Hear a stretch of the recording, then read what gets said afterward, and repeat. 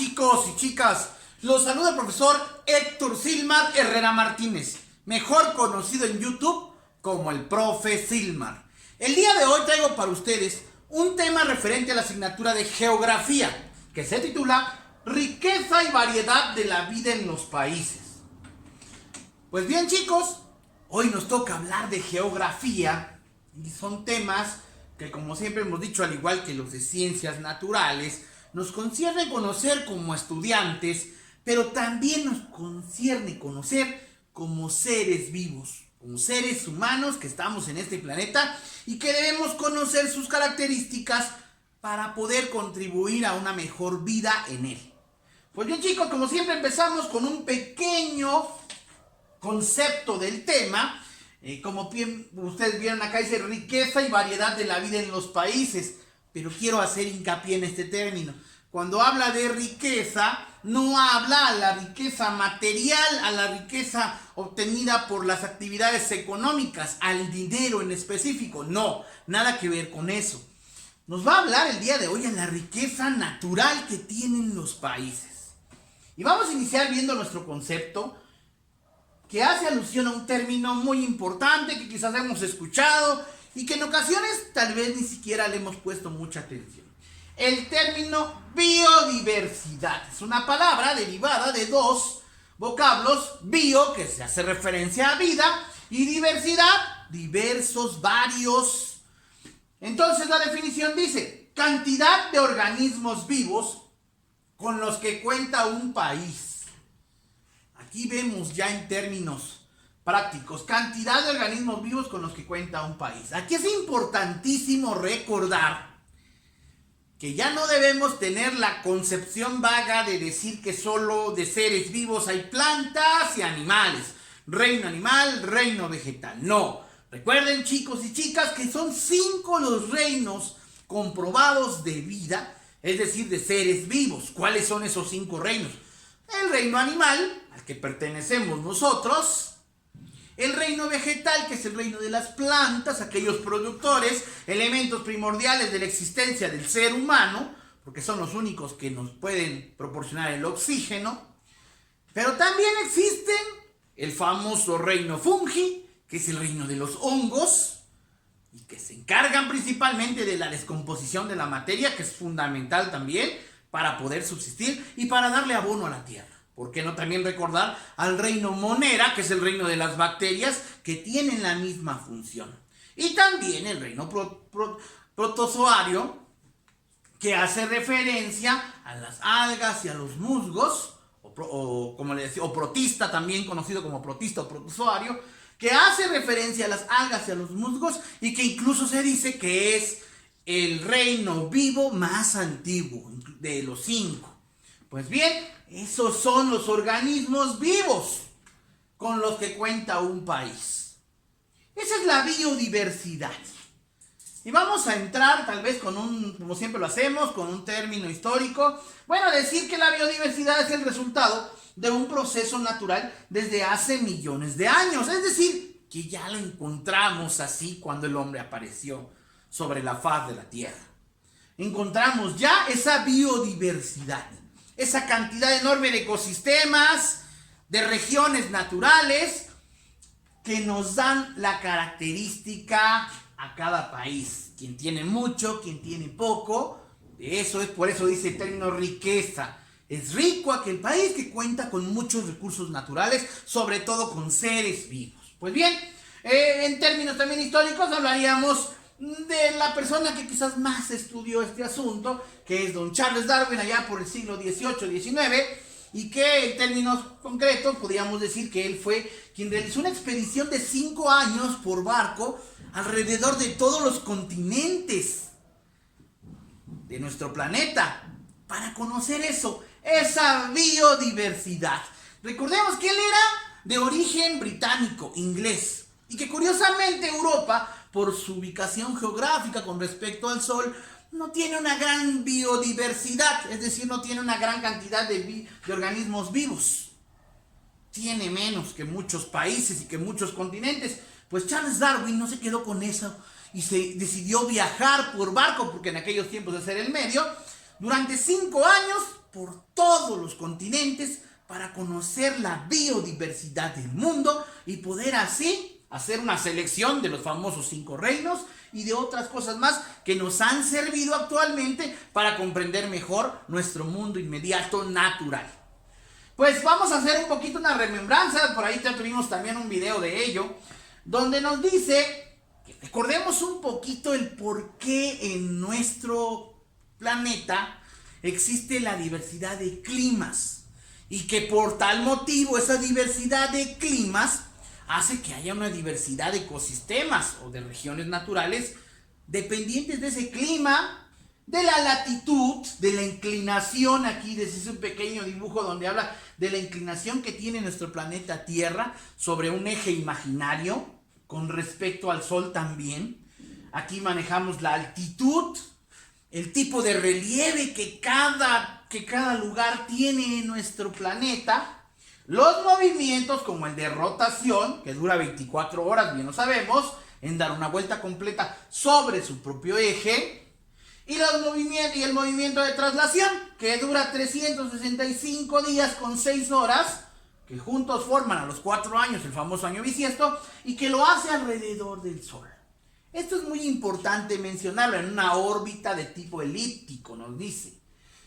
Pues bien, es importante recordarlo porque en base a este tipo de movimientos que la Tierra hace de manera simultánea, se hace sobre su propio eje y a la vez está girando alrededor del Sol, hace que los rayos del Sol lleguen de diferentes formas a nuestro planeta.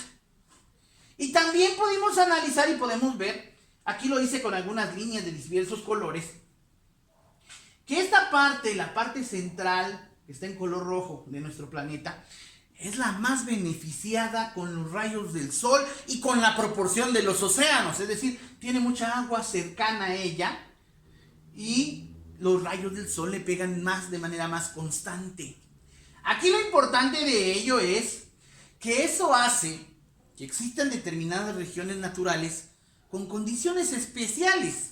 Es decir, esto que vemos acá en color rojo es la zona más cálida, el ecuador, aquella línea imaginaria que divide a la mitad en 2 polos a nuestro planeta Tierra, polo sur, polo norte.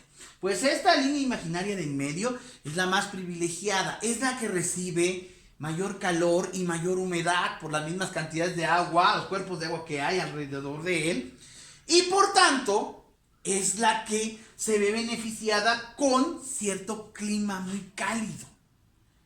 Tropical, se le dice. Ese clima tropical hace que constantemente haya lluvias y que haya sol, haya vaporización y que todos esos fenómenos hagan que las plantas crezcan mucho más, que los mismos animales, al haber más plantas, puedan ir a habitar ahí.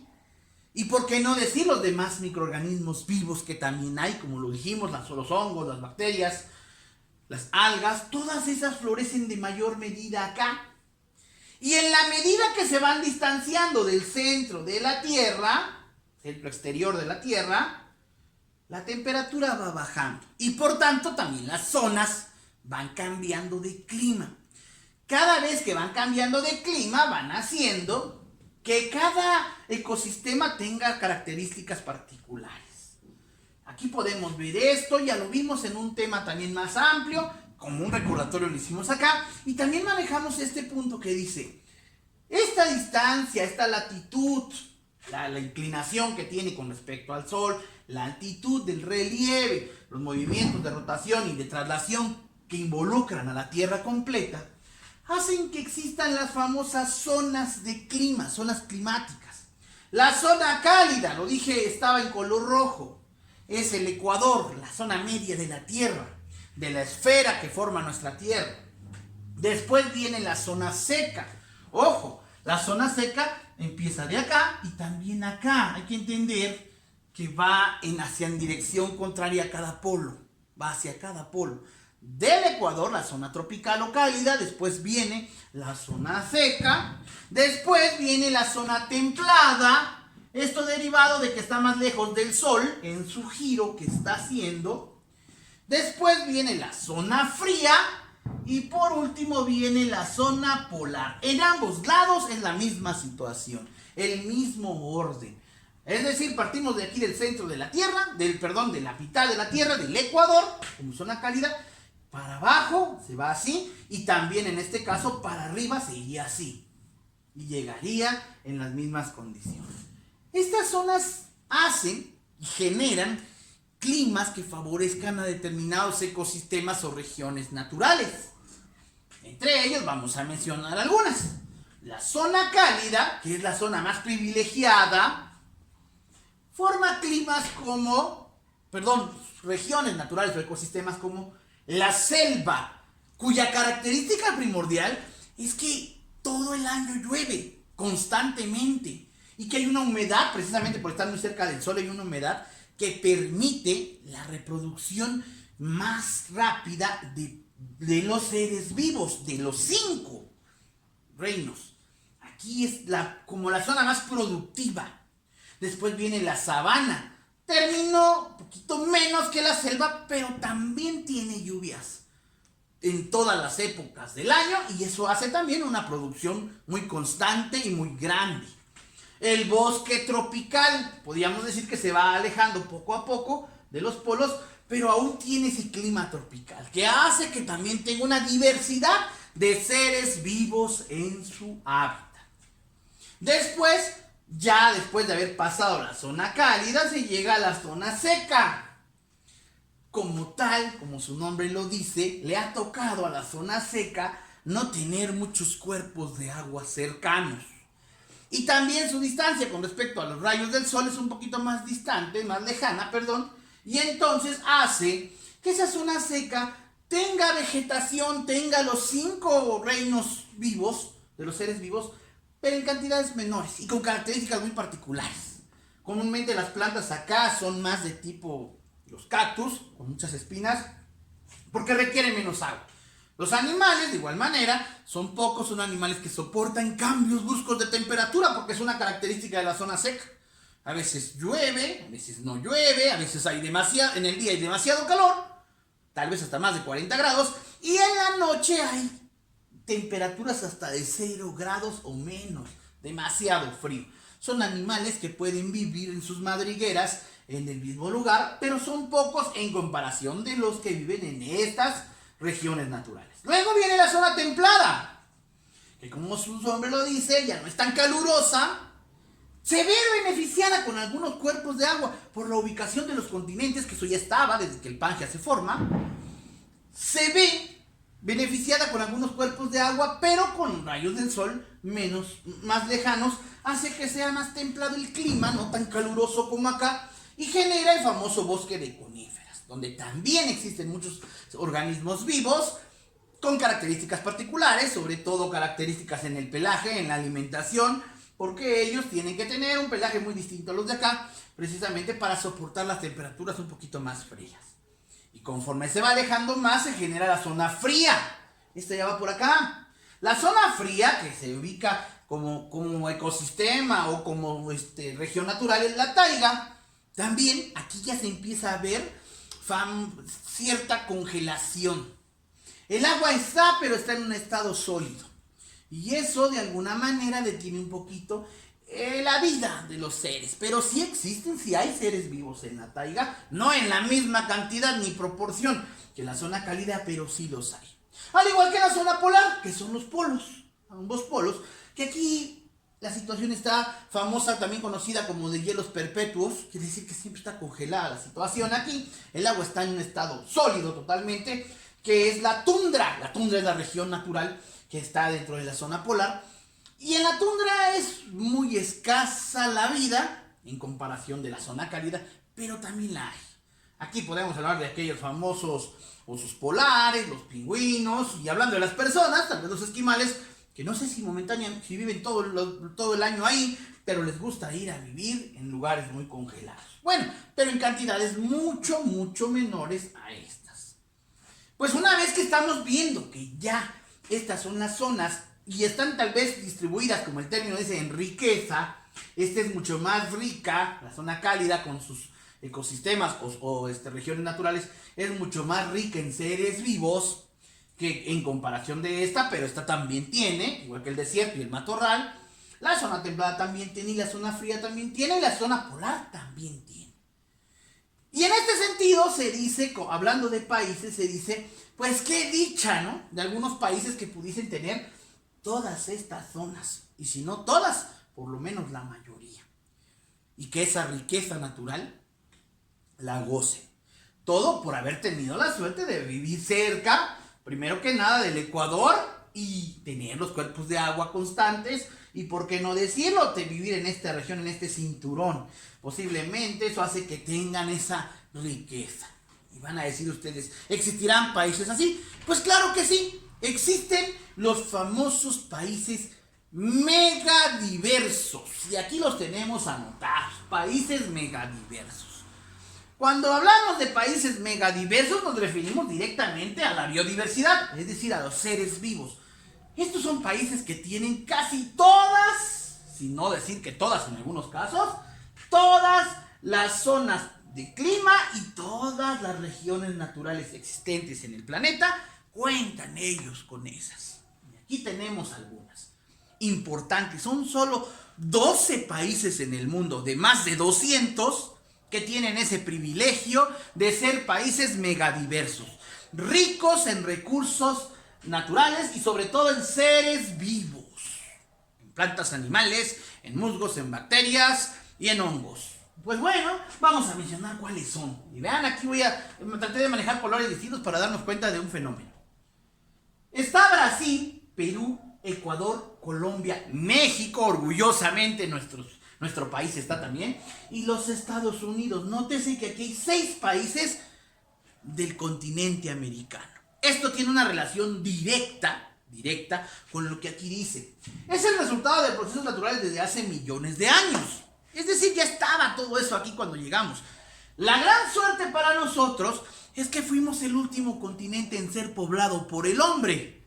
Por tal motivo, aún no nos ha dado el tiempo, tristemente, de destruir completo nuestros hábitats naturales, los seres vivos, y entonces podemos presumir en América de tener a 6 países megadiversos que combinan casi todas estas regiones y por tanto son ricos en la variedad de seres vivos que existen. Nótese lo que dice aquí arriba. Estos 12 países tienen el 70% de seres vivos del mundo. No estamos hablando de seres humanos, de solo nosotros como población. De seres vivos, de plantas, de animales, de bacterias, de hongos, de algas, de esos 5 reinos que mencioné hace un rato, pues el 70% de esa biodiversidad la tenemos en estos 12 países. 6 son de América. Por ser el último continente en ser poblado, pues todavía mantiene eso. Después encontramos a el Congo y Madagascar, que se encuentran ubicados en el continente africano. Ellos básicamente tienen esa riqueza de seres vivos derivados de que están muy cerca del Ecuador. Porque si recordamos, África fue el primer continente en ser poblado y por tanto ha sido devastado totalmente en grandes cantidades de sus seres vivos, de sus plantas, de sus animales, y en este caso solo el Congo y Madagascar tienen el privilegio, por la ubicación que tienen con respecto al Ecuador, de ser países megadiversos, de tener casi todas estas zonas cálidas, estas zonas de clima y estas regiones naturales. Luego vemos de Oceanía a Australia, único país de Oceanía que tiene todas las regiones naturales existentes. Por eso vemos ahorita, y gracias también al poder del internet y de otras cosas, vemos especies muy curiosas que no conocíamos, sobre todo marsupiales, que son de Australia y que inclusive algunos son endémicos, son exclusivos de ahí, de él. No hay en todo el mundo más que solo con ellos. Es muy rico Australia en ese sentido.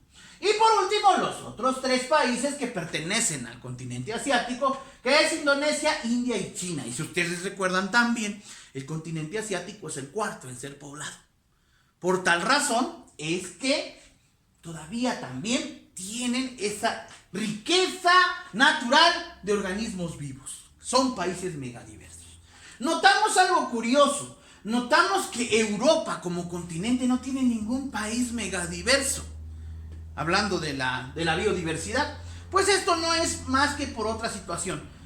Europa tiene su ubicación en la parte norte del planeta, un poquito alejado, o decir muy alejado, del Ecuador. Eso hace que no tenga tantos climas diversos y que por lo tanto no pueda contener en él un país megadiverso. Pues bien, chicos, espero que les haya gustado esta información que hoy les di acerca de los países megadiversos, de la biodiversidad, del por qué se da esa biodiversidad y del por qué, gracias a estas zonas climáticas, se permite que existan diferentes ecosistemas o regiones naturales que nos permiten conocer la magnitud de seres vivos que existen. Desde los grandes animales enormes como las jirafas, los elefantes, hasta los microorganismos vivos como las bacterias que sin duda forman parte de nuestro planeta y que tienen una función elemental. Pues chicos, si les gustó el video, recuerden darle like, suscríbanse a mi canal y activen la campanita para que YouTube les informe cuando yo suba un nuevo video de este tipo, de tipo educativo, que estoy seguro formará parte de su acervo cultural. Hasta luego, chicos y chicas, y cuídense mucho.